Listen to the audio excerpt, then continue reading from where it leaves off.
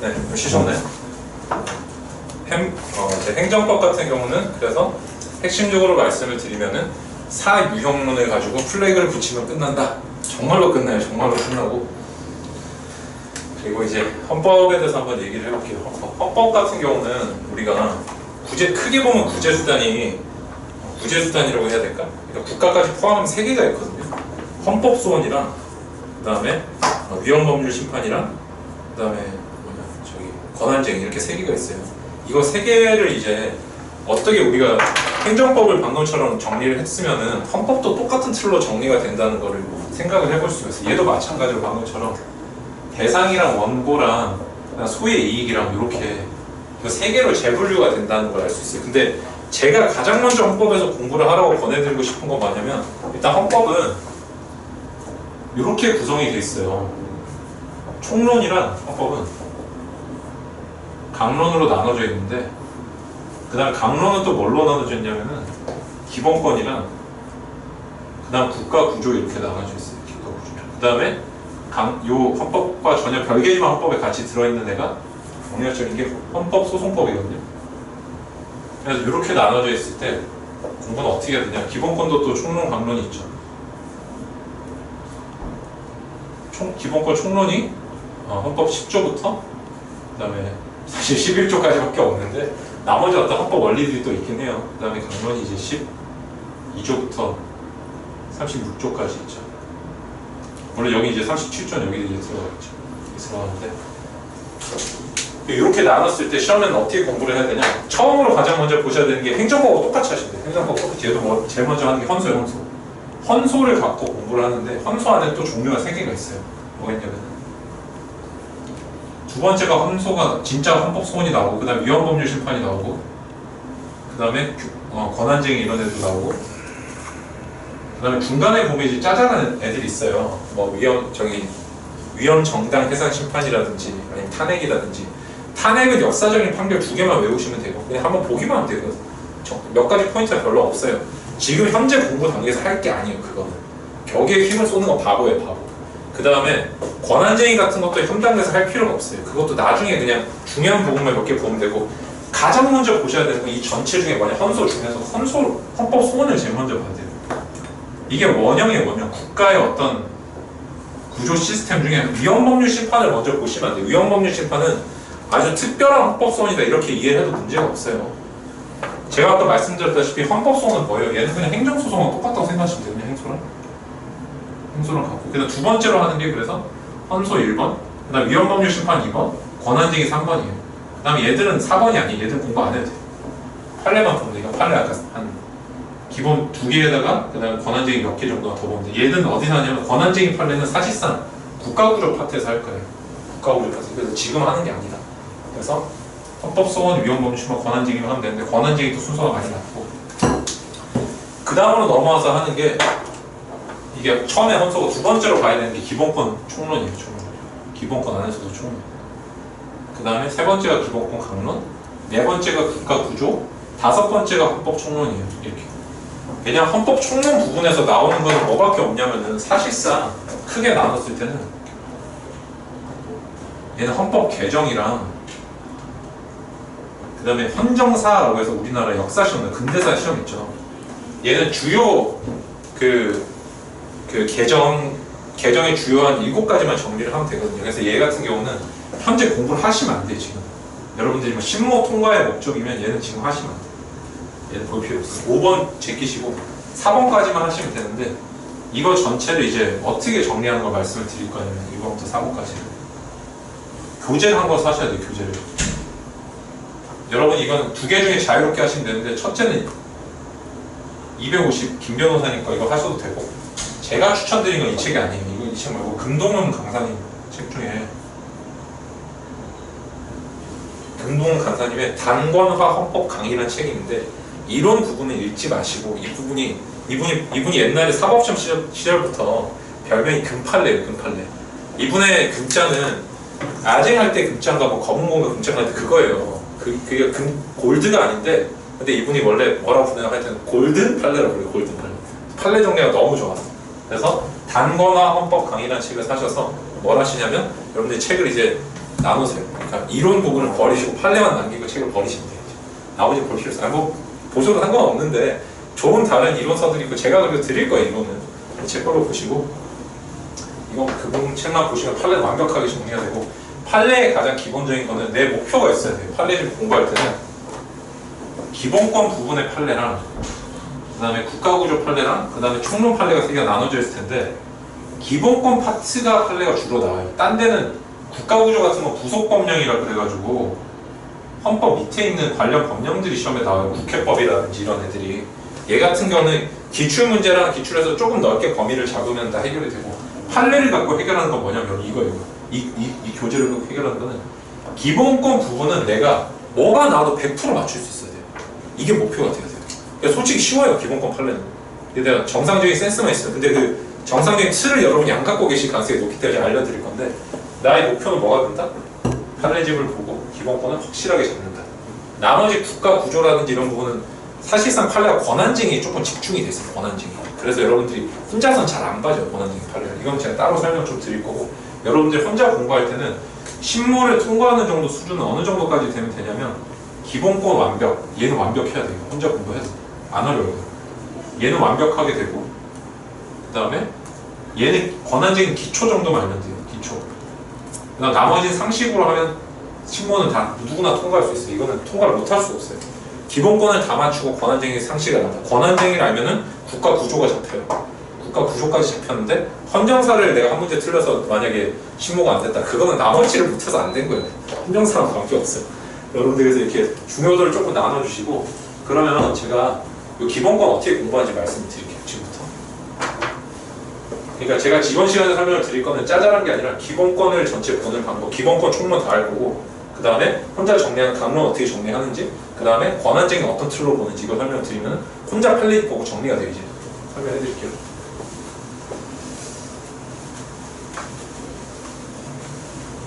저는 옛날에 진짜 이런 거밖에 고민을 안 했어요. 공부할 때 9개월 내내 뭘 했냐면은 여러분들 사실 제가 9개월 만에 시험 됐다고 안 믿는 분들도 있다고 하는 게 좀 약간 놀라운데 어떻게 시험이 되는 거냐면 9개월 내내 틀만 고민하면 돼요. 저는 외우는 걸 최소화했어요. 그냥 내가 그러니까 암기를 줄여줄 틀을 어느 정도로 만들까를 저는 계속 논문 보고 분석하고 9개월도 한 번도 시험치기 전날까지 시험치기 전날 아니지 한 시험치기 한 달 전까지 계속했어요.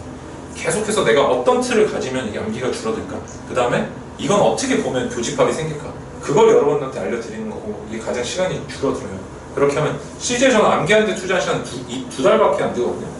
물론 하면서 많이 외웠죠. 하면서 외웠고 하지만 저는 틀을 만드는 데 시간을 거의 다 썼어요. 한 8개월 정도 7, 8개월 정도 이렇게 하면 제일 쉬워져요. 한번 볼게요. 가장 먼저 오늘 첫 번째 그래서 할 게 뭐냐 헌법소원이에요. 헌법소원. 헌법소원의 3유형론에 대해서 말씀드릴게요. 이건 제가 만든 거예요. 이건 제가 공부할 때 만든 건데 이대로 하면 거의 다 맞아요. 뭐냐면은 헌법소원은 침익적이냐 아니면 수익적이냐로 나눌 수가 없어요. 나눌 필요가 없어요. 왜냐면은 수익적 처분은 워낙에 한정돼 있어요. 그거는 34조 1항 밖에 없기 때문에 그러니까 국민의 97년도에 최저생계 한도 고시 말고는 시험에 없어요. 안 나와요. 그렇게 나눈 거 비효율적이고 뭘로 나누냐면 결론부터 말씀드리면 행법소원의 3유형론은 법령소원이랑 그 다음에 처분소원이랑 재판소원으로 나누셔야 돼요. 이거는 여기는 실질적인 의미예요. 실질적인 의미로 세 개를 나눠요. 이게 제가 어디서 힌트를 얻었냐면 제가 도서관에 있는 모든 책을 거의 다 봤어요. 진짜 빌려가지고 한 번씩 다 훑어는 봤는데 독일에는 공법 연습이라고 그래가지고 헌법과 행정법 합쳐서 봐요. 근데 거기다 보다 보니까 용어가 딱 하나 머리에 들어오는 거예요. 처분소원이라는 파트가 하나 있어요. 그래서 제가 그걸 딱 보고 이게 이런 식으로 나눠 공부를 할 수가 있겠구나라는 걸 캐치를 하고 제가 그때부터 나눠서 봤거든요. 그래서 시험에 주로 나오는 건 법령소원이 한 90%쯤 나와요. 처분소원이 한 5%? 재판소원이 5%인데 얘를 갖고 이제 어떻게 정리하냐면 또 아까 봤던 대상 적격, 원고 적격. 물론 이제 여기 당사 청구인 적격이겠죠. 그렇죠? 그냥 원고 적격으로 쓸게요 그냥. 그 다음에 소위 이익, 그 다음에 제소 기간. 전치주의 문제도 있긴 하지만 보충성도 있지만 그건 좀 이따. 보충성은 제가 다른데 재분류를 할 거예요. 어떻게 공부를 하냐면 잘 보세요. 이렇게 나눠볼게요. 법령소원, 처분소원, 재판소원 세 개 나눠가지고 일단은 없어지는 애부터 한번 정리를 해볼게요. 가장 쉽게 날아가는 애가 뭐냐면은 사실상 약수 문제가 바로 재판 소원이 대상이 되냐는 문제예요. 약수.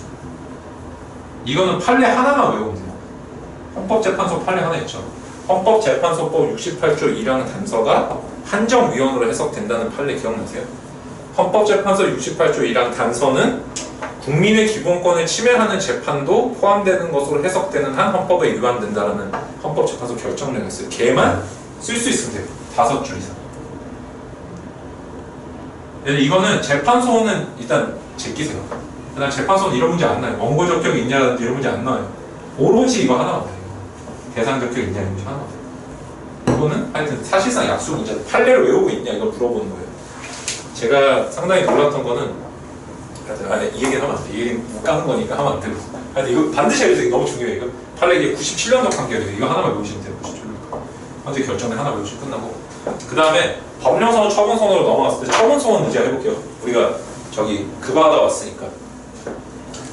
저기 행정소송법 하다 왔으니까. 근데 여러분들이 잘 보셔야 되는 게 앞에서 보면 뭔가 빠진 애들이 있어요. 대상적격, 원고적격, 소위 제소기관 나와 있는데 뭐가 빠졌어? 우리가 일반적으로 여러분들 보면은 막 책을 막 정해철 변호사님 거를 다른 사람들이 무차별적으로 베껴가지고 다 그 틀 가지고 그냥 다 써있는데 뭐 청구인 능력, 청구인 적격, 그 다음에 뭐 기본권 침해 가능성, 그 다음에 뭐 또 뭐 나오지? 그 다음에 저기 법률상 저 관련성이나 법적 관련성이라 그래가지고 자기 관련성, 그 다음에 현재 관련성, 그 다음에 직접 관련성 이런 거 막 쓰잖아요. 쭉 다 쓰거든요. 변호사 강제주의가. 그렇게 하시면 안 돼요. 뭉칠 수 있어요. 어떻게 뭉치냐면 일단 첫 번째 포인트는 헌법을 이해하는 첫 번째 포인트는 헌법 소원을 이해하는 첫 번째 포인트는 법적 관련성 요건을 재배치를 할 수 있어요. 법적 관련성. 이게 보면은 자기 관련성, 직접 관련성, 현재 관련성이잖아요. 그죠? 얘를 어디로 배치하냐면 자기 관련성 요건은 아까 여러분 제가 행정소송에서 인류형에서 직접 상대방은 원고적게 문제가 안 된댔죠. 기억나세요? 그게 왜냐면 상대방은 항상 일반적 행동자를 침해받기 때문에 그 이론을 뭐라고 그러냐면 직접 상대방 이론이라고 해요. 읽어보고 있잖아요. 그게 외워두세요. 직접 상대방 이론. 잘 보세요. 그러면 헌법소원에서도 똑같지 않을까요? 똑같겠죠. 헌법은 더 추상적이니까. 그래서 직접 상대방 이론이 무슨 말이냐 헌법소원에서는 이 자기 관련성 이론이에요. 뭔가 머리를 딱 때리고 지나가야 되는데 왜냐면 무슨 뜻이냐면 헌법소원에서 자기 관련성 이론 이렇게 얘기를 해요. 국가의 공권력 또는 행사의 직접 상대방만이 자기 관련성을 가진다라고 얘기를 해요. 직접 상대방이 아닌 사람은 자기 관련성이 없다. 이렇게 해서 각하를 시키거든요. 그래서 얘는 자기 관련성 어디다 배치를 한다? 바로 여기서 원고적격 관계로 이게 자기 관련성. 이게 뭐랑 같아? 자기 관련성? 직접 상대방입니다.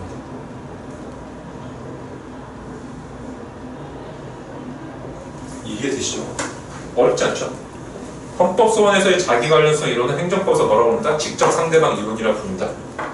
헌법소원에서는 그래서 시험이 뭐가 나올까? 아까 우리 행정소송에서 뭐가 나왔어요? 직접 상대방 아닌 애들만 나왔죠. 경원자, 경업자, 환경소송. 헌법소원에서 누가 나올까요? 똑같아요. 헌법소원에서 직접 상대방 시험이 안 나요. 직접 상대방이 아닌 애가 나요. 그래서 제가 풀었던 2010년도 사법시험 기출문제가 뭐냐면은 19세 미만인 사람은 성인용품 못 사는 거예요. 근데 얘가 연상 누나랑 사귀어요. 남자애가. 그래가지고 얘는 18세인데 누나가 21세인가 그래요. 그래서 혹시 19세 미만은 성인용품을 못 산다는 게 성적 자기결정권을 제한하는데 이 19세랑 21세 중에 누구를 제한하는지 물어보는 문제예요. 이거 이해되세요? 그래서 19세는 제한을 당하죠. 19세, 18세 걔는 제한당하는데 혹시 직접 상대방이 아닌 21세도 제한을 하냐는 거예요. 걔는 예외적으로 제한이 될 수도 있어요. 아까 보셨다시피 이데올로기잖아요. 이데올로기. 그래서 제외되는 사정을 그래서 여러분 잘 외우시면 돼요. 그래서 자기 관련성 예외를 잘 보시면 돼요.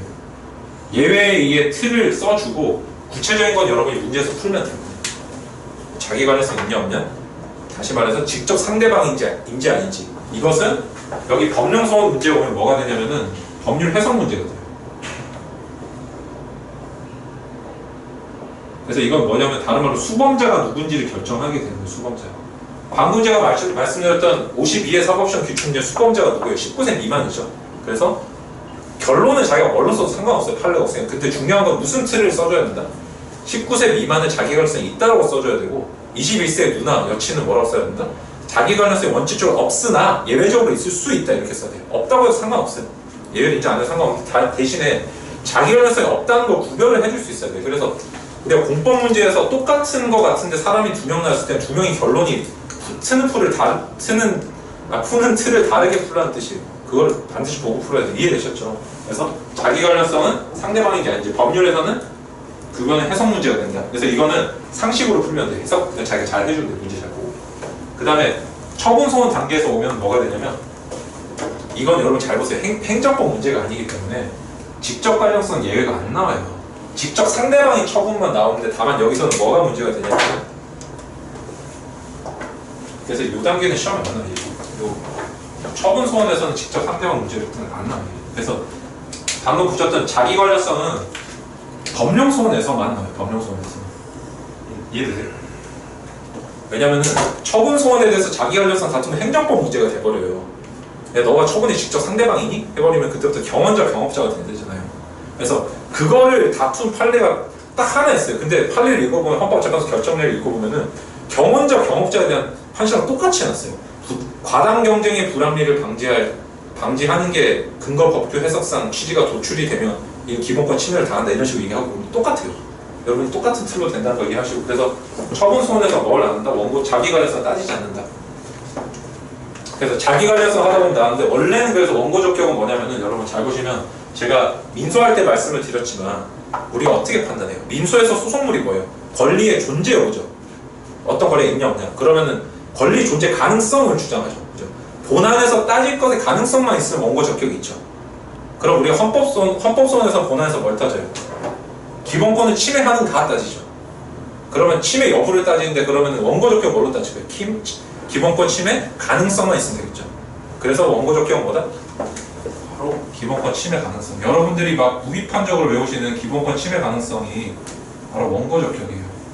그래서 원고 적격은 두 개로 이루어져 있어요. 첫째는 기본권 침해 가능성, 두 번째는 자기 관련성. 이해되세요? 기본권 침해 가능성이 있을 것, 나의 기본권을 침해할 것, 자기 관련성이 있어요. 이걸 두 개 합쳐서 원고 적격으로 이해를 해주세요. 그래서 얘는 법령 소원 밖에 안 나와요. 그래서 규정의 해석 문제, 19세인지 아닌지 이런 식으로 센스만 있으면 풀 수 있게 나와요. 일반적인 사람이면. 그 다음에 이제 직접 관련성 있죠. 직접 관련성 요건, 법적 관련성 요건. 얘는 어디로 배치하냐면 얘는 대상적격으로 배치를 하세요. 대상적격. 원래 대상적격 헌법소원의 대상은 공권력의 행사 또는 불행사예요. 그죠? 그렇지만 직접성을 여기다 배치를 시킨 이유는 직접성은 사실상 어디서밖에 문제가 안 되냐면 이런 틀이에요. 직접성 요건은 어떤 법규가 있고 그 법규를 실행하는 행정행위가 있을 때 뭐가 더 직접적이라는 뜻이 아니고 여기 대해서 일반 법원이 소송을 못하고 여기 대해서 일반 법원이 소송을 할 수 있는데 왜 헌재로 들고 오냐는 거예요. 판결문 쓰기 싫다는 뜻이 그게. 그러니까 그냥 판결문 쓸 수 있는 법원으로 가라. 그래서 이걸 점잖게 나누는 게 직접성이에요. 그래서 처분 소원에서 직접성 문제가 안 나와요. 왜? 항상 직접성이 무조건 얘는 직접성이 있거든. 이해되세요? 그러니까 처분 소원까지 직접성이 없다고 하면 세상에 직접성이 있는 애가 없잖아요. 그래서 처분 소원 직접성은 어디서밖에 안 나온다? 법령 소원에서 밖에 안 나와요. 직접성은. 이해되셨죠? 그래서 법령 소원 문제가 나오면은 무조건 직접성 자기 관련해서 문제를 물을 수밖에 없다. 그래서 어떻게 한다? 이거는 여러분 우리 헌법재판소 틀이 있죠. 아시다시피 그게 얘가 재량행위 같은 경우에는 직접성이 없어요. 근데 기속행위는 직접성이 있어요. 그러니까 해당 법률의 내용을 그대로 집행하는 것에 불과하는 경우에는 된다. 그 다음에 요즘 최근에 나온 판례가 또 하나 있어요. 뭐냐면은 다른 법원의 구제 절차를 거쳤어도 구제가 안 될 것 같은 직접성이 있다고 얘기를 해요. 그래서 여러분 이거 뭐냐면은 얘랑 근데 어디서 비슷한 이론 한번 들어본 적 있어요. 뭐냐면은 보충성 기억나세요? 그래서 보충성의 예외 판시랑 직접성의 예외 판시 비교를 해서 똑같아요. 다른 법률의 구제 절차를 있다고 하더라도 그걸 거치면 불필요한 우회 수단을 담요하는 것이 되거나 아니면 구제 수단 자체가 없거나 이런 뭐가 된다? 얘가 직접성도 있고 보충성도 있는 거예요. 이렇게 이해를 하시면 돼요. 그래서 보충성도 어디다 끼워넣는다? 여기다 끼워넣는 대상적격. 그래서 실제 헌재 결정례를 읽다 보면 직접성하고 대상적격을 구분 못하는 판례들이 되게 많아요. 그래서 직접성 또는 보충성이 없다 해서 각하시키는 의견들도 있어요. 찾아보시면. 그건 다음에 좀 세부적으로 할 때 보고 여러분 일단 결론은 뭐다? 그래서 대상적격은 뭐라고 외운다? 굳이 두 문자를 따면 공직보복 이렇게 외운다. 공직보복. 공권력 행사성, 직접성, 보충성 세 개를 합쳐서 대상적격으로 보시면 돼요. 그래서 여러분 잘 보시면은 제가 이거를 발견하고 약간 유레카를 외쳤는데, 그래서 실제 시험 문제 보시면 뭐라고 하냐면은 적법한에 이렇게 묻는 것도 있지만 대상적격, 직접성, 보충성만 따지시오 이렇게 한정해서 묻는 문제들도 되게 많아요. 그 포인트가 걔가 대상적격이라는 뜻이에요. 그래서 여기서 핵심적인 건 뭐냐면은 일반 법원이 다툴 수 있는 건 우리 법원에 들고 오지 말라는 거 현재. 근데 만약에 일반 법원이 못 다투거나 일반 법원에 다퉈도 무조건 각하되는 사안처럼 불필요한 우회절차를 강요하면 뭐가 된다? 상황을 보고 자기가 눈치껏 직접성이 있다, 직접성 예외이다 또는 보충성 예외이다라고 해주면 돼요. 이해되시죠? 다만 보충성 예외에 걸리려면은 법령 소원은 무조건 보충성 예외죠. 그죠? 보충성 예외고.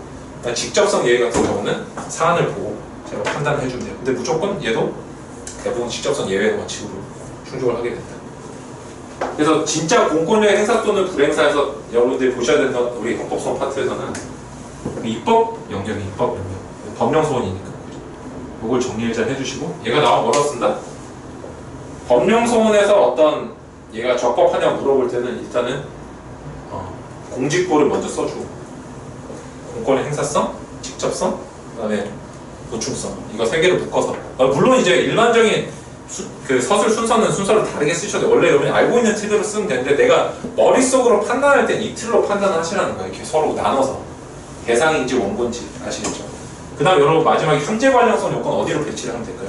그건 바로 심판의 이익으로 배치시키면 돼요. 권리고 이익, 여기가 바로 현재 관련성, 여기로 들어가요. 현재 관련성 왜 현재 관련성 여기로 들어가나요? 이게 잘 보시면은 권리고 이익이라는 거는 내가 지금 재판을 이겼을 때 얻는 이익이 있어야 된다는 거거든요. 근데 만약에 침해가 종료됐으면 어떻게 돼요? 내가 침해가 종료됐으면 판례에 틀이 하나 있어요. 침해가 이미 종료됐다고 하더라도 우리 헌법소원은 기본적인 민법의 인사구제수단과 다르기 때문에 만약 침해가 반복되거나 앞으로 반복될 위험이 있다면 헌법적 해명의 필요성이 기요하다는 구라를 치고 그냥 판단을 해줘요. 그래서 침해가 만약에 잘 보세요. 이 침해라는 게 세 가지가 있잖아요. 소의 이익은. 현재도 유지가 되고 있는지, 아니면 과거에 종료가 됐는지, 아니 미래에 일어날 것인지 세 개로 나눌 수가 있다는 거예요. 그래서 현재 이게 원칙이죠. 현재 있어야만 소의 이익이 있죠. 근데 만약에 종료가 됐으면 이걸 뭐라 부르냐면은 권리보 이익의 예외라고 불러요. 권리보 이익의 예외. 심판 이익이 있는 경우 이렇게도 얘기하잖아요. 그래서 여기서 핵심적인 어구는 뭐냐면은 반복 가능성, 예측 가능성이 있습니다. 반복될 위험이 예측된다. 이 말이 가장 중요하고, 만약에 아직 침해가 닥치지조차 않았다. 이럴 때 쓰는 개념이 뭐냐? 바로 현재성이에요. 현재성 예외다. 이때 현재성 예외로 써. 아직 법률이 시행되지는 않았으나 시행이 된다면 나의 기본권을 침해할 것이 명백하게 예측된다. 그래서 잘 보세요 여러분. 그래서 이 예외 요건을 인정하는 핵심적인 키워드는 뭐였어요? 예측 가능성, 예측 가능성. 이해되세요? 현재 내가 소송을 이기면은 권리보호 이익도 있고 뭐도 있다, 현재성도 충족을 시키는데, 과거의 침해는 권리보호 이익의 예외로서 판단하고 미래의 침해는 뭐로 판단한다? 현재성 예외로 판단하는 거예요. 둘 다 판단 틀은 뭐다? 판단의 가장 기본적인 기준은 예측 가능성이에요. 둘 다. 그래서 이렇게 일단 틀을 잡아서 외워주시고, 제소기간 여러분 아시다시피 90일 1년이죠. 90일 1년. 이런 거 크게 어렵지 않죠. 그래서 여러분 잘 보시면 이렇게 대상적격, 원고적격, 소유로 다 재배치가 된다는 거예요. 변호사 강제주의 알아서 쓰세요. 그건 뭐 제가 말씀을 드릴 수가 없어. 뭐 설명 그건 민소 때도 제가 드렸잖아요. 그죠? 변론 능력을 뺏는 거예요, 당사자한테. 그래서 이 사람은 당사자 능력은 있는데 변론 능력이 없기 때문에 무조건 변호사랑 붙어야 돼. 말씀드렸죠. 어긴 뭐가 다 각한다. 민소랑 똑같다. 이거 설명 드렸고, 그 다음 알아서 하시고, 이게 뭐예요? 기본이에요. 그래서 처분소원 같은 경우는 처분소원 하나 더 보셔야 되는 게, 처분소원이 나왔을 때는 무조건 권리보 이익 예외가 나와요. 권리보 이익 예외. 왠지 아세요? 수갑이나 포승을 찾던 행위는 난 수갑 풀고 포승 풀었을 때 헌법재판소로 오잖아요. 이미 종료가 됐어요. 그러나 침해가 반복적으로 일어날 게 현재 예측이 된다. 이렇게 해서 받아줘요. 그래서 여러분 잘 보시면 이렇게 정리가 되는 거예요. 이렇게. 얘는 이제 또 마찬가지로 제소기한 문제는 얘도 똑같이 일어나겠죠.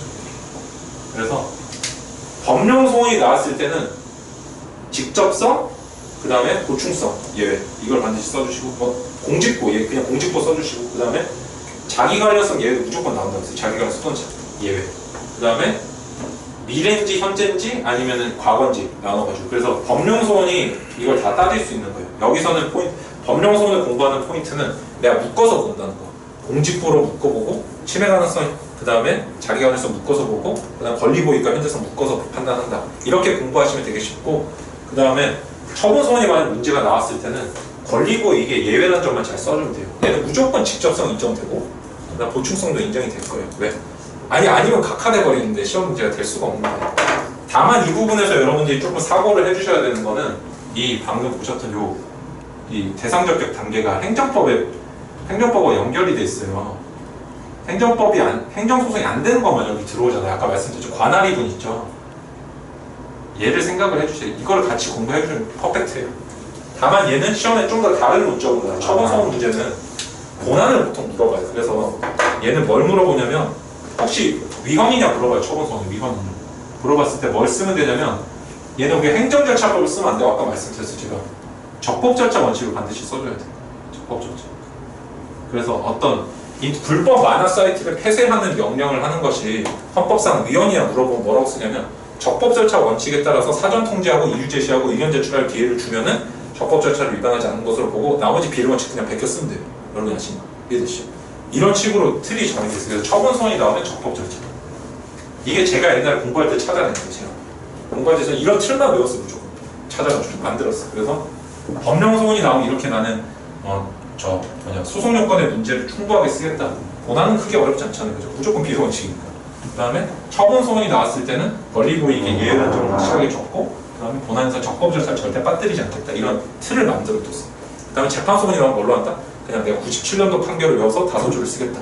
아시겠죠? 이렇게 3개를 나눠서 공부를 하세요. 그래서 집에 와서 플래그를 붙이지 마시고 얘는 플래그를 따로 붙일 필요가 없어요. 플래그를 붙일 필요 없이 그냥 내가 나올 때마다 판단할 수 있을 때, 왜냐면 처분소원하고 재판소원이 압도적으로 적기 때문에 플래그를 굳이 할 필요가 없어요. 아시겠죠? 얘는 플래그 할 필요 없고 그냥 이런 틀로 접근한다는 거. 그러니까 법적 관련성을 재배치할 수 있으면 내가 이 헌법소원을 제대로 이해를 하고 있는 거라는 걸 기억해 두세요. 행정소송하고 연계성도 기억을 해두시고, 그러면은 정리가 좀 쉽게 될 거예요. 물론 여기까지 해서는 정리가 안 돼요. 지금까지 보셨던 게 이건 어디서 써먹어지는 거냐면은 우리가 사례집 맨 뒤에 보시면은 헌법소송법이라고 나와요. 그걸 이걸로 정리하시면 돼요. 헌법소송법이 따로 분류가 되어 있어요. 그래서 이게 방금까지 설명드렸던 게 헌법소송법에 있는 판례를 이해하는 거예요. 이거 하면 다 이해가 돼요. 그 후에 뭘 보냐면은 이게 말하자면 적법요건 단계고, 본안으로 넘어가면 이제 어떻게 공부를 하냐면은 이게 헌법소원인데 저기 맞다. 그거 하면 돼요. 위헌법률 심판. 여러분 위헌법률 심판도 되게 똑같이 정리가 돼요. 한번 해볼게요. 위헌법률 심판은 이렇게 정리돼요. 위헌법률 심판.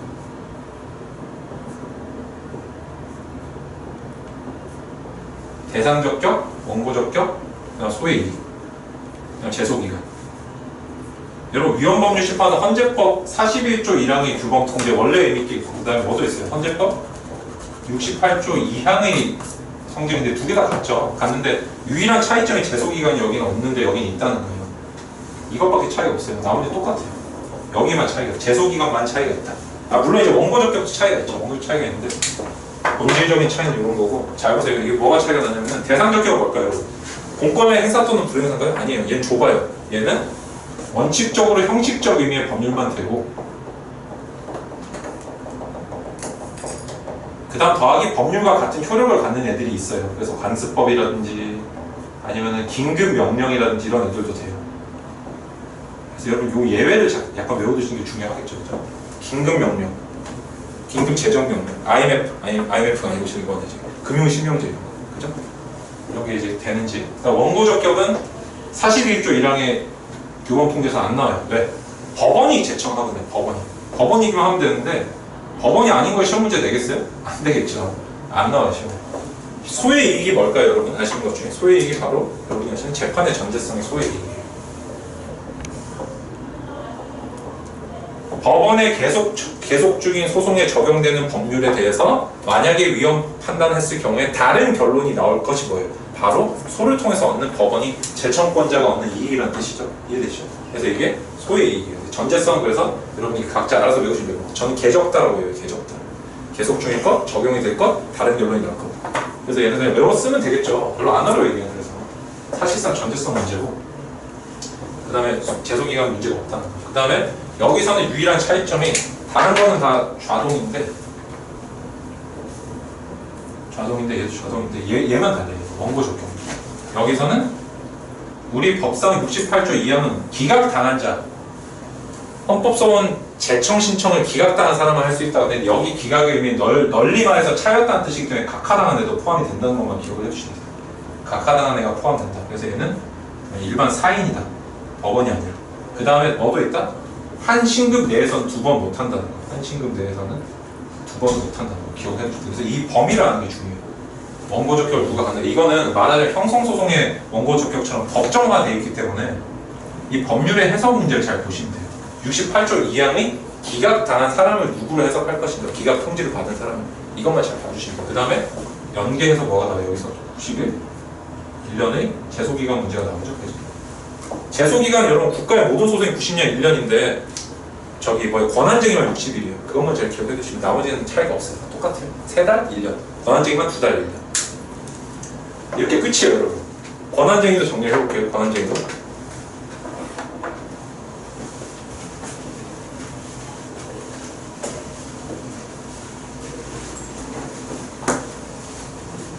권한쟁의는 어떻게 되냐면 권한쟁의도 마찬가지예요. 권한쟁의. 얘도 대상 적격, 그다음 원고 적격, 그다음 소위 제소기간. 제소기간은 방금 얘만 60일이라는 거 제가 설명드렸고 그죠? 기억나시죠? 권한쟁의 같은 경우는 국가의 어떤 넓은 의미의 처분이면 되거든요. 처분. 그다음 원고 이 부분이 가장 사실 시험에서 가장 중요해요. 정확히는 권한쟁의는 이 대상 적격, 원고 적격, 소위 이 문제보다 뭐가 나오면 보다 본질적으로 얘가 혹시 권한쟁의의 당사자가 될 수 있는 능력은 가지고 있냐 이게 가장 중요해요. 능력이. 여기에 판례 핵심적인 기준이 있어요. 너는 권한쟁의를 할 수 있다 없다는 가르는 기준이 헌법이 설치했냐를 보거든요. 헌법이 설치한 기관만이 권한쟁의의 원고 능력, 당사자 능력이 있다고 봐요. 그래서 이 헌법이 설치했다는 말은 다르게 하면 뭘까요? 헌법 전에 한 번이라도 용어가 등장하냐는 거예요. 헌법 전에 용어. 그래서 잘 보시면 국민권익위원회 헌법 전에 나와야 안 나와요? 안 나오죠. 이런 거 안 돼요. 권한쟁의. 이렇게 하면 끝이에요. 국회의원 나와야 안 나오죠. 국회 나와야 안 나오죠. 끝이에요. 이렇게 하면 끝이에요. 이렇게 해서 여러분 이것만 정리해 주시고 나머지는 처분이 된다. 그 다음에 소위 이익은 아시다시피 그냥 우리가 알고 있는 여기는 권리고 이익이란 말을 쓰지 않고 권한을 회복의 어떤 이익이라고 말을 쓴다는 용어만 다르다는 거 기억해 두시고 권한쟁의는 당사자 능력에 대한 판례 4개가 있어요. 4개 정도만 정확하게 봐주시면 끝이에요. 더 볼 게 없어요. 나머지는 법 조문 문제밖에 없어요. 이렇게 해서 이제 어느 정도 정리를 하면 돼요. 다만 여기 하나만 다 설명 더 드리면 제가 제3자 소송 담당 된다 해서 안 된다 그랬어요. 이 민법에서 법률의 규정이 있을 때거나 조합일 때만 된다 그랬죠. 제3자 소송 담당이 안 돼요. 그래서 국회의 심의 표결권 침해에 대해서는 아니 국회의 비준 동의권 침해에 대해서는 국회의원이 거기에 대해서 권한쟁의를 할 수 있고 국회의원의 심의 표결권 침해에 대해서는 국회가 할 수 없어요. 이게 서로 할 수 없다는 거. 구별된다는 거 기억해 두시면 되겠죠. 그죠? 2개만 잘 봐주시면 돼요. 끝이에요. 권한쟁의도 더 볼 게 없습니다. 그래서 여러분이 방금 제가 말씀드렸던 적법 요건 단계에서 했던 정리를 잘 해주시면 공법이 한 절반 정도가 끝나고 그 다음에 이제 기본권 어떻게 볼지 말씀을 드릴게요. 기본권. 방금 보셨던 것까지가 뭐다? 방금 보셨던 것까지가 헌법소송법이랑 그 다음에 저기 권한쟁의 우리 국가구조편에서 권한쟁의 보는 방법이에요. 요거대로만 정리해 주시면 거의 다 끝나요. 그 후에 뭘 공부하냐? 여러분이 그 다음에 헌법 공부할 때는 반드시 그냥 외워야 되는 게 하나 있어요. 여러분이 아무 그냥 만약에 없으면 저한테 꼭 개톡을 하세요. 그래가지고 뭘 봐야 되냐면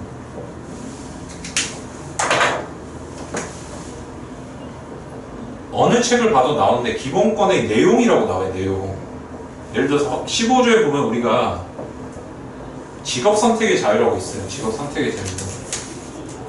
잘 보시면은 얘가 이름이 모든 국민은 직업을 선택할 자유를 갖는다라고만 규정이 돼 있지만 정말 직업을 선택할 수만 있을까? 뿐만 아니라 뭐도 들어갈까? 얘는 직업 선택뿐만 아니라 직업을 선택한 후의 자유. 얘는 그래서 직업 활동의 자유도 들어가고 그 다음에 얘는 영리적 활동, 영업의 자유도 들어간다.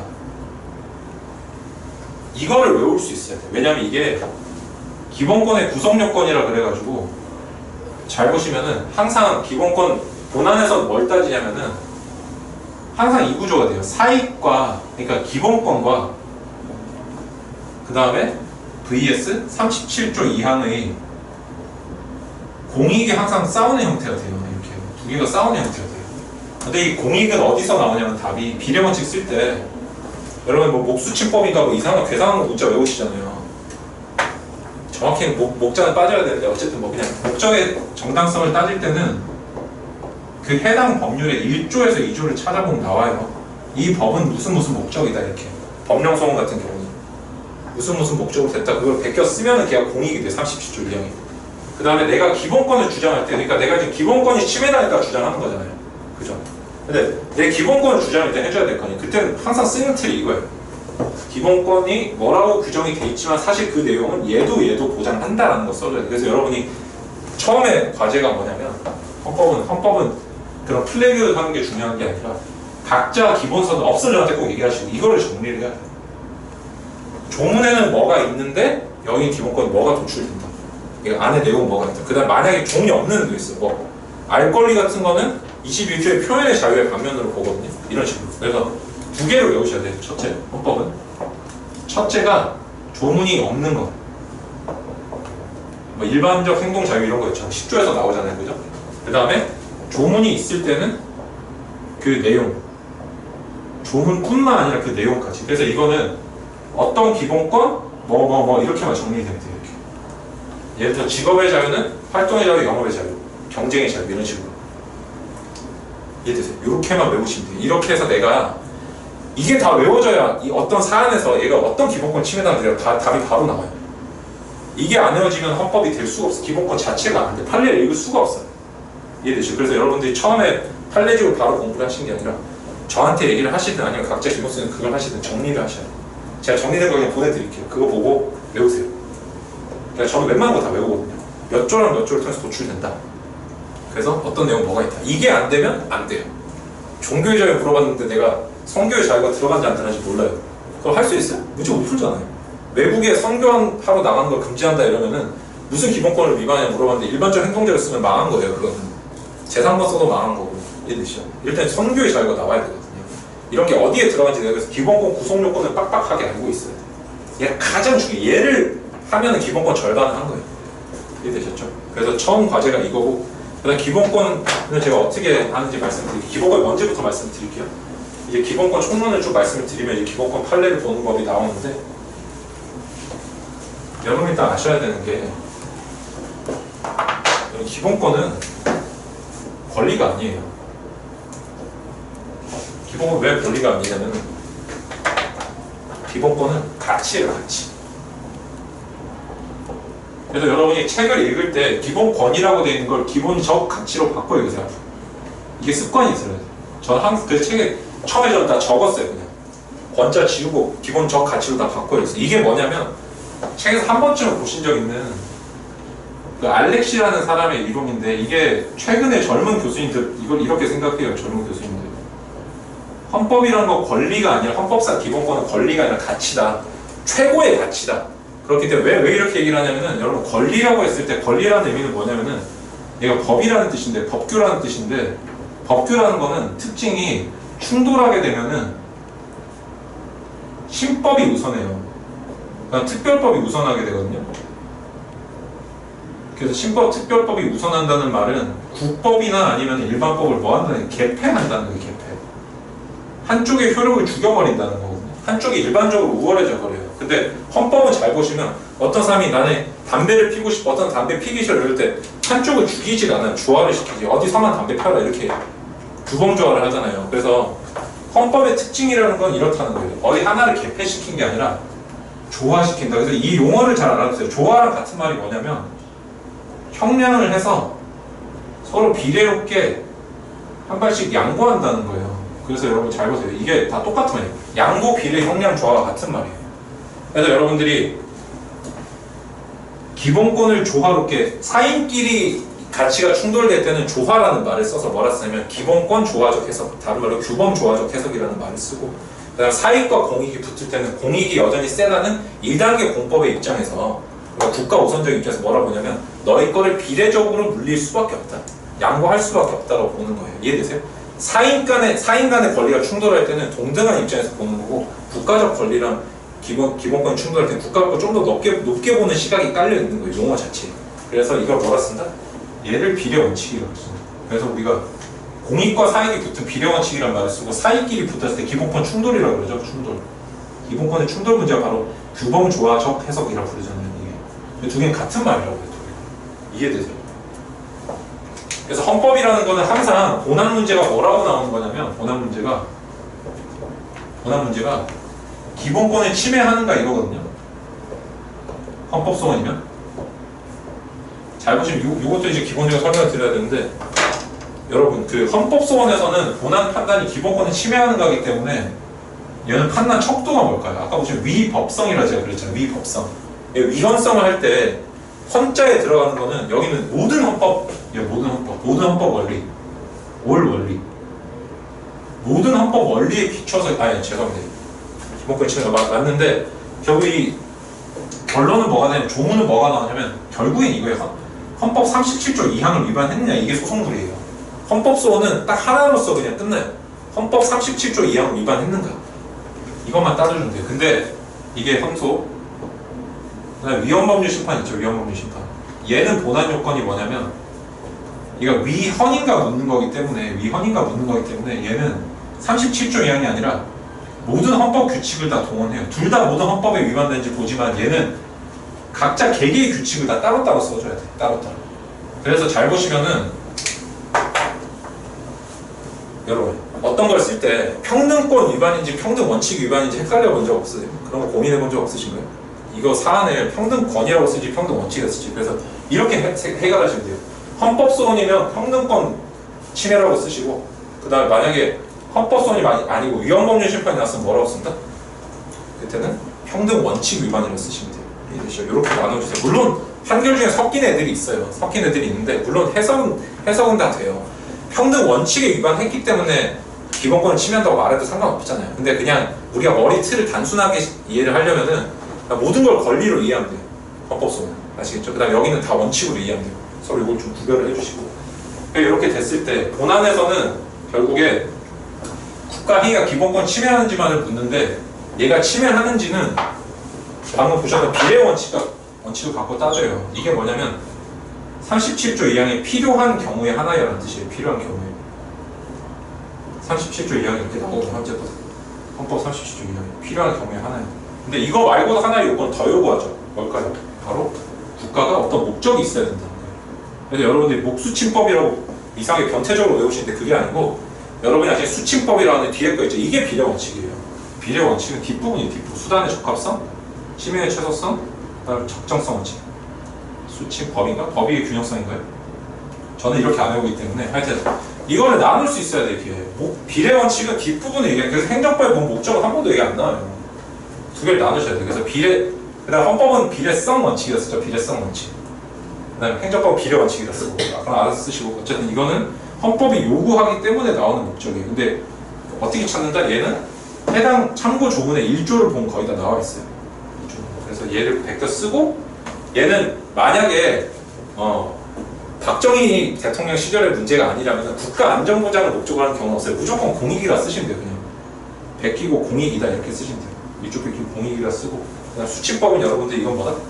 글짓기 문제, 글짓기 문제. 이거는 연습의 문제가 아니에요. 이거는 뭐냐면 배경 지식이 많아야만 잘 쓸 수 있어요. 그래서 이거는 내가 연습하는 부분이 아니에요. 그래서 여러분들이 판례를 읽으실 때 여러분들이 헌법을 잘 못하는 이유는 배경 지식을 늘리는 부분을 읽고 있어요. 그거는 지금 읽는 게 아니라 한번 보고 이해하고 그냥 다음에 내가 나중에 공부를 하다 보면 글짓기를 잘하겠지라고 하는 거. 헌법에서는 그런 걸 테스트하지 않아요. 헌법에서는 너가 이까지 오는 판단 과정을 잘 맞춰내는 규범의 단계를 봐요. 너가 지금 스텝 5개를 밟았냐 이걸 물어보지 5번째에서 얼마나 글짓기 잘했냐 물어보지 않아요. 그래서 헌법소원을 제가 놓고 뭐 어떻게 되냐면 제가 이거 큰 틀이고 어떻게 정리하냐 헌법소원을 이렇게 정리해요.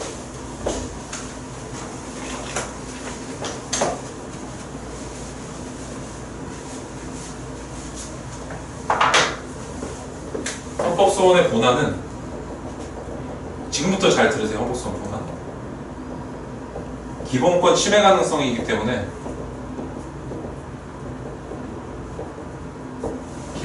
가능성이기 때문에 첫째로 해주는 게 내가 방금 보셨던 주장할 수 있는 기본권을 물어봐요. 따로 물어볼 수도 있고 자기가 써야 될 수도 있고 주장할 수 있는 기본권이 뭐냐. 아까 이게 말씀드린 과제예요. 과제. 이건 내가 외운 만큼 쓸 수 있어요. 어떤 것 중에 뭐를 침해한다. 그러면 만약에 이게 여러 개가 나오면 뒤에 복수면 이때 쓰는 게 뭐예요? 내가 주장할 수 있는 기본권 여러 개면은 한 개만 갖고 판단해야만 판결을 적게 쓰겠죠. 국가 우선주의적인 입장에서. 그런데 이걸 바로 기본권 병합이라는 이때 쓰는 거예요. 기본권 병합. 근데 여러분이 하나 판단틀을 아셔야 되는 게 이 주장할 수 있는 기본권은 그림이 하나 있어요. 틀이. 여러분이 외우셔야 되는 틀이 하나 있어요. 뭐냐면 이렇게 외워야 돼요. 헌법 10조가 맨 밑에 있고, 그래서 이게 말하자면 여러분들이 아시는 행추는 아무 때나 쓰는 게 아니라 이거 쓰지 마세요. 행추 가운데 쓰지 마세요.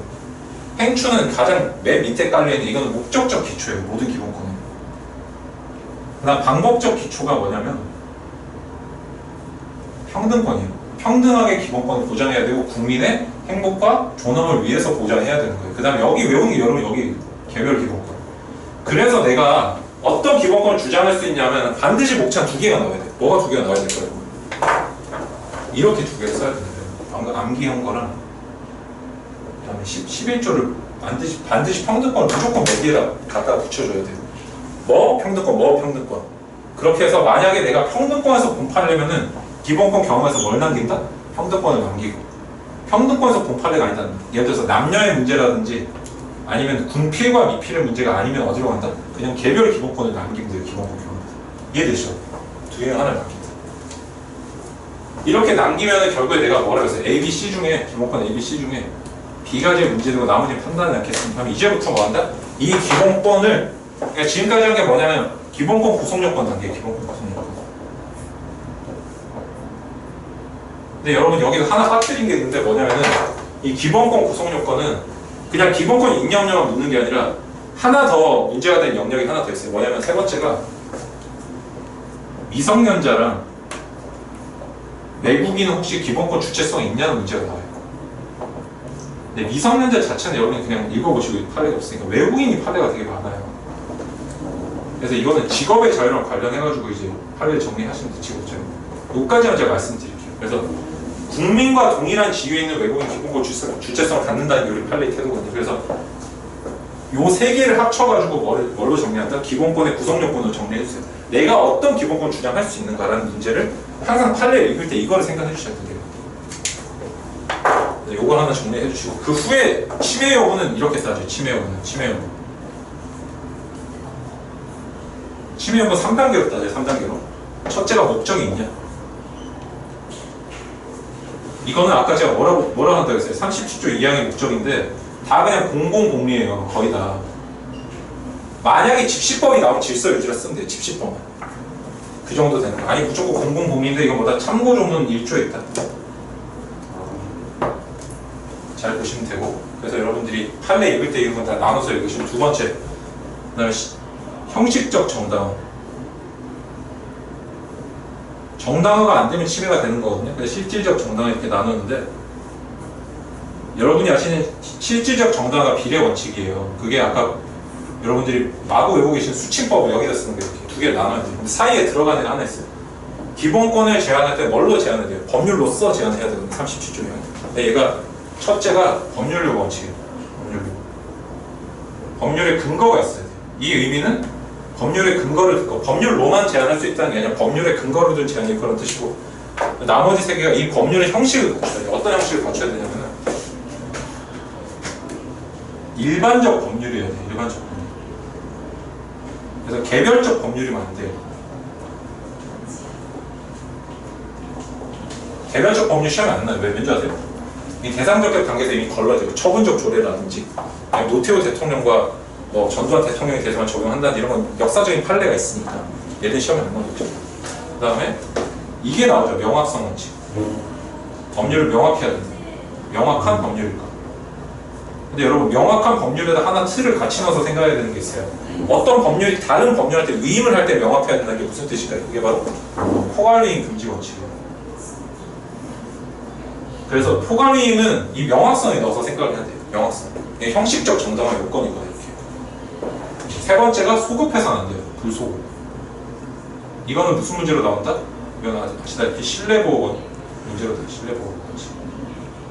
이해되시죠? 그래서 내가 판례를 볼 때 여러분들 보통 어떻게 보시냐면은 이런 것만 봐요. 판례를 보면은 아 얘가 직업의 자유 침해 하나 외우고 그 다음에 공공문의가 있나 외우고 따로 외우고 그 다음에 순서도 바뀌어서 포괄임 어긋나나 외우고 얘가 무슨 실내보호 위반하나 이게 다 따로 외우면 이제 망해요 법이. 이 틀 안에서 봤을 때 아 얘는 문제가 되는구나 안 되는구나 여기서 얘를 따졌거나 이렇게 외워줘야 돼요. 내 틀 안에서 작동을 해야 된다. 그래서 기본권 부분은 판례 이렇게 반드시 나눠주셔야 돼요. 내가 보는 틀 자체. 아시죠? 여러분 그래서 방금 보셨던 목수침법에 이게 글짓기거든요. 이건 실제로 두세 줄이에요. 두세 줄. 그래서 헌법에서는 사례 문제 판단이 어떻게 하냐면 얘를 지켰느냐를 물어보는 거예요. 얘를 지켰느냐. 이게 점수지 글짓기를 환상적으로 잘했냐 안 물어요. 그러니까 이 부분을 공부하면 바보예요. 그래서 저는 솔직히 그래서 비료원칙 한 번도 안 했어요. 공부가 끝날 때까지 진짜. 왜 이거는 제가 정상적인 제가 일반적인 인격인이면은 일반적 사람이면 이걸 쓸 수 있다고 믿었어요. 저는. 얘는 뭘로 되는 건지 아세요? 공부로 되는 게 아니고 신문을 많이 읽어야 돼요. 글짓기 2개월록이기 때문에 최대한 보수적으로 결론을 내면 안전해요 그냥. 그다음에 여기는 뭐다 판례의 결론을 맞추는 게 중요하다. 과외금지가 합헌인가 위헌인가 했는데 합헌이라 썼다 이러면 안 되겠죠. 그런 식으로. 이해되시죠? 그러니까 여러분이 그래서 문제는 뭐가 나와요? 헌법 문제 보면 이거를 따로 문제를 내잖아요. 무슨 기본권을 주장할 수 있냐? 이게 1번 문제. 그 다음에 그 중에 어떤 걸 판단해야 돼? 2번 문제. 3번에 보니까 비료원칙 어긋나냐? 나머지 합쳐 물어보고 또는 허가리 문제 어긋나냐? 나머지 헌법상 제기된 문제가 뭐가 있냐? 이렇게 물어보자. 이해되시죠? 이렇게 틀을 나눠서 볼 줄 아셔야 돼요. 가장 중요해요. 여러분이 그래서 집에 가셔서 이 부분을 과제로 외워오시고 그 다음에 이거는 판례를 이 부분을 가리고 뒷부분을 공부하면 망한다는 뜻이에요. 제가 앞부분을 제가 반드시 볼 수 있어야 돼요. 제가 그래서 말로 그냥 하나 문제를 풀어볼게요. 그래서 한번 해볼게요. 여러분 이제 지금 그냥 같이 저랑 사고를 갖고 따라가보세요. 이게 사고시험 48의 기출문제인데 위험 지역으로 출국을 제한하는 법률을 만들었어요. 얘는 아프가니스탄 못 가게 했다든지. 이 경우에 예외가 선교사랑 그 다음에 취재, 기자는 예외다 이렇게 했을 때 나는 영업을 하는 사람이에요. 지금 외국의 오파상이 이제 무건파는 이제 무역상인데 이 법률이 나의 기본권을 침해한다고 주장한다. 이 경우에 제기되어 있는 헌법적 쟁점 뭔가 이렇게 물어보면 답을 뭐라고 써야 될까요? 일단은 뭐라고 써야 되냐면 적법요건하고 본안요건을 나눌 수 있어야 돼요. 적법요건 단계에서 이 법률이 아까 말씀드렸다시피 얘가 직접적 법률인지 그 다음에 공권력 행사성이 있는지 보충성 위배하지 않는지 이런 걸 다 따져줘야겠죠. 그죠? 이렇게 해서 인정이 된다고 쳐 본안으로 뭘 주장한다?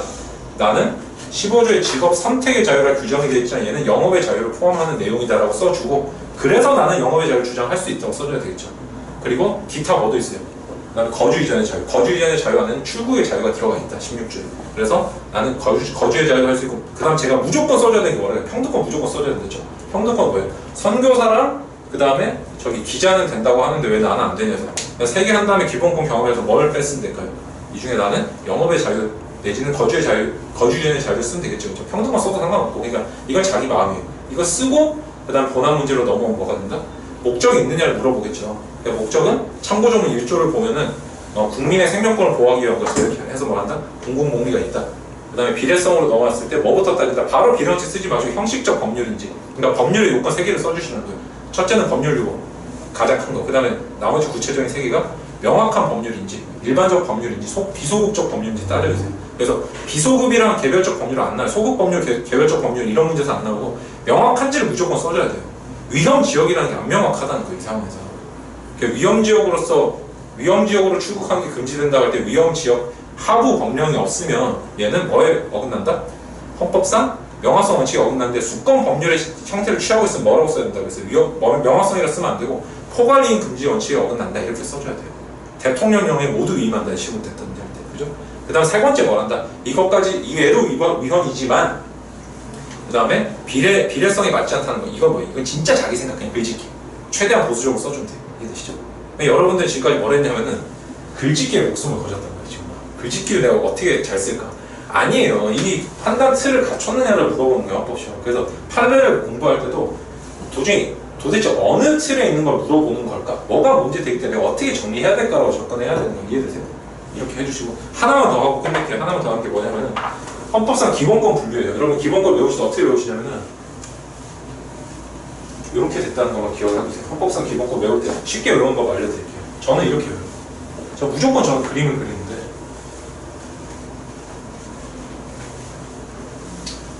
여러분 비례 원칙이랑 과잉금지 원칙이랑 뭐가 더 커요? 비례 원칙이 커요. 왜 그러냐면 우리 헌법상 기본권 두 개로 나눠져. 보통 크게 방어권이랑 급부권으로 나누죠. 기본권을 침해하느냐라고 물어봤을 때 쓰는 게 비례성 원칙이고, 그 다음에 방어권을 침해할 때는 너무 심하게 침해한 거 아니야? 그래서 이건 과잉금지, 과잉하게 침해하지 마. 급부권을 침해할 때는 과소하게 급부하지 마. 해서 과소급부 금지라고 쓰는 거예요. 이해되세요? 이렇게 두 개는, 그래서 여러분이 급부권 문제가 나왔는데 과잉금지 쓰면 안 돼요. 이 용어를 명확하게 구별해 주셔야 돼요. 이게 가장 중요하고. 그다음 방어권 안에는 그냥 여러분이 아시는 보전적 의미의 방어권이 다 들어가요. 신체의 자유라든지 이런 데 들어가는데, 급부권 안에는 두 개로 나눠요. 사실적 급부랑 규범적 급부. 사실적 급부가 여러분이 아시는 34조 1항의 인간적 생활을 걸리고, 규범적 급부는 절차랑 보호로 나눠져요. 보호가 여러분이 아시는 형법이 형법. 생명권을 보호해준다. 절차적인 게 형소법. 절차를 통해서 규정을 법률을 한다. 이렇게 나눠진다는 것만 이해를 해두시면 돼요. 그러니까 어떤 특정한 법률이 있을 때 걔는 무조건 방어권이나 급부권이라고 나누지 마시고 그 가치에서 이런 애들이 나올 수 있다는 거 알아두시면 돼요. 그 다음에 이게 아까 말씀드렸듯이 뭐냐면은 개별 기본권이고 방법적 기초가 평등권, 목적적 기초가 10조 밑에 있다고 했죠. 이렇게. 그래서 얘는 쓰면 안 돼요. 얘는 써줘도. 얘는 항상 보충적이니까. 그래서 행추를 쓸 때는 언제냐면은 검사의 불기소 처분일 때만 쓰요. 아무런 기본권을 발견할 수 없을 때. 이때만 쓰고 나머지 쓰면 안 돼요. 이렇게 일단 해주시고. 그 다음에 저는 기본권 어떻게 외우냐면 이게 가장 기본권의 효력으로 분류하는 거고. 기본권이라면 이런 거예요. 어떤 사람이 나는 인간의 존엄이라는 가장 기초를 밟고 서 있는데 생명이 있어야만 되겠죠. 그죠? 그 다음에 나는 두 개로 나눠가지고 내면의 자유랑 외면의 자유를 가져요. 외면이 보셨던 일반적 행동 자유, 그 다음에 신체, 거주 이전 이런 거고, 그 다음에 내면이 뭐냐면 양심부터 시작해서 학문, 예술, 종교예요. 이렇게 저는 인간에서 내면, 외면, 생명, 그 다음에 생명, 또 인격도 있겠죠. 인격권. 이런 식으로. 그래서 우리 헌법상 기본권은 하나의 사람을 중심으로 기본권 먼저 인정해주고, 그 다음에 얘가 다른 사람과 맺는 관계에 대해서 얘기를 하고 있어요. 이 관계가 사회적 기본권이라고 그래가지고 재산, 나만 세상에 나 혼자 있는데 재산 다 가지고 무슨 의미가 있겠어요? 그런 의미가 하나 있고, 그 다음에 금방 전화할게. 재산이 다 가질 때 의미가 없겠죠. 그래서 이런 의미가 하나 있고, 그 다음 거주 이전이라든지 이런 거 아시겠죠? 거주 이전, 통신의 자유. 통신이 생기면 나는 비밀 영역도 있겠죠. 그래서 사적 영역이랑 그 다음에 다른 사람과의 관계적 영역 이렇게 나눠요. 사적 영역, 그 다음 관계. 이까지가 뭐였어요, 여러분? 이까지가 사적 자치, 사적 자치. 내가 인간들끼리 살아갈 때. 그 다음에 국가 영역이라는 게 존재한다고 했죠. 이때는 기본권이 내가 가는 걸 참정적 기본권이라고 그러죠. 참정적 기본권. 국가가 나한테 주는 걸 극부적 기본권이라고 그러죠. 청구권적 기본권. 참정적 기본권 이렇게 쓰기도 하고.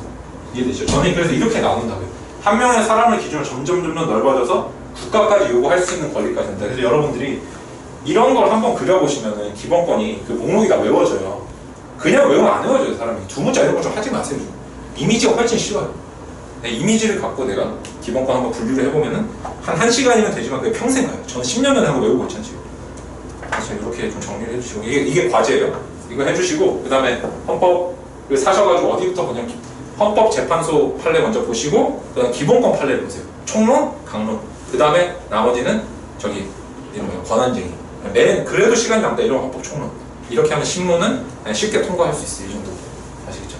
혹시 하다가 궁금한 점 있으면 연락 주시고, 그리고 기본권 목록을 혼자 정리하기 싫다. 그럼 저한테 연락 주세요. 제가 정리해놓은 거 보내드릴게요. 정정석 교수님 책으로 전 정리해놨거든요. 이게 답니다. 그래서 여러분들이 시간이 남으실 때마다 이렇게 파트를 좀 짜셔서 공부해 주시면 신모가까지는 충분히 되고, 그 다음에 저랑 강의 들을 때까지도 크게 불안함 없이 혼자 공부하실 수 있어요. 그 남는 시간. 근데 그래도 가장 중요한 거는 저희 진도 나가는 게 제일 중요해요. 이거 하고 남는 시간이에요. 남는 시간. 아시겠죠? 시간이 안 나면 하시면 안 돼요. 둘 다 망해요, 그럼. 오늘 여기까지 하겠습니다. 고생하셨습니다.